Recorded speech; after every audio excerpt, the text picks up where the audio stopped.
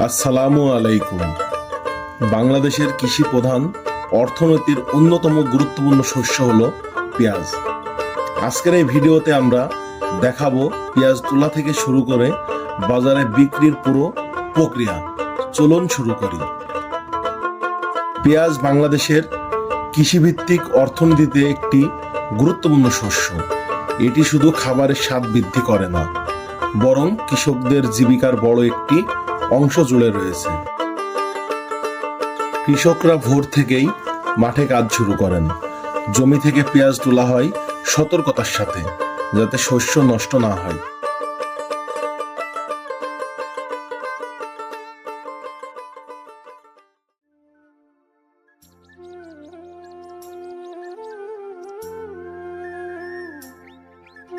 চাষিরা দিনরাত পরিশ্রম করে জমি থেকে পেঁয়াজ তোলেন।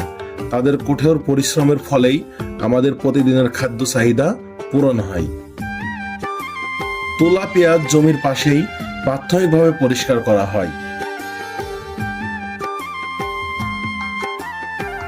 এরপর মাপজোক করে বস্তায় ভরা হয়। প্রতিটি বস্তার ওজন নিশ্চিত করা হয়। পেঁয়াজ উৎপাদনে কৃষকেরা বিভিন্ন সমস্যার সম্মুখীন হন। সঠিক সংরক্ষণ ব্যবস্থা ও ন্যায্য দাম না পাওয়া তাদের জন্য বড় চ্যালেঞ্জ হয়ে দাঁড়ায়। প্রসেসিং শেষ হলে পেঁয়াজ ভ্যানে লোড করা হয়। এরপর এটি নিয়ে যাওয়া হয় স্থানীয় বাজার বা আড়তে, যেখানে প্রকৃত মূল্য নির্ধারণ করা হয়।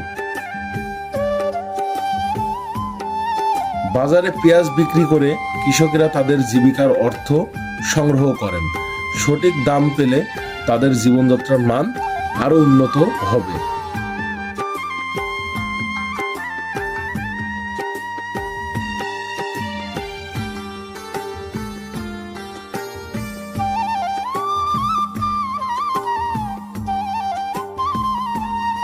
এখানে কৃষক আর আড়তদারদের মধ্যে চলছে মূল্য নির্ধারণের যুদ্ধ, আর সবটাই নির্ভর করছে সময় এবং বাজারের অবস্থার উপর।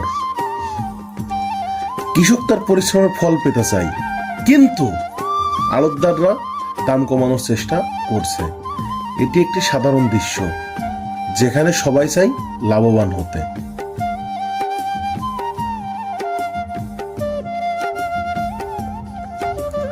বাজারে পৌঁছানোর পর আড়তদারদের সাথে দরদাম হয়। নির্ধারিত দামে পেঁয়াজ বিক্রি করা হয়।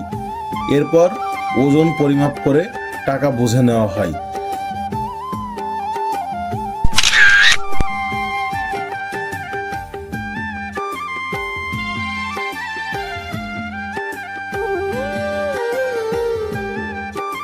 চাষিদের অবদান আমাদের অর্থনীতি এবং খাদ্য নিরাপত্তায় অপরিসীম। প্রযুক্তি ও প্রশিক্ষণ তাদের উন্নত করতে পারে এবং কৃষিখাতকে আরো সমৃদ্ধ করতে পারে। এভাবেই কঠোর পরিশ্রমের মাধ্যমে কৃষকেরা আমাদের প্রতিদিনের খাদ্য সরবরাহ নিশ্চিত করেন। আসুন আমরা কৃষকদের এই অবদানকে সম্মান করি। ধন্যবাদ ভিডিওটি দেখার জন্য।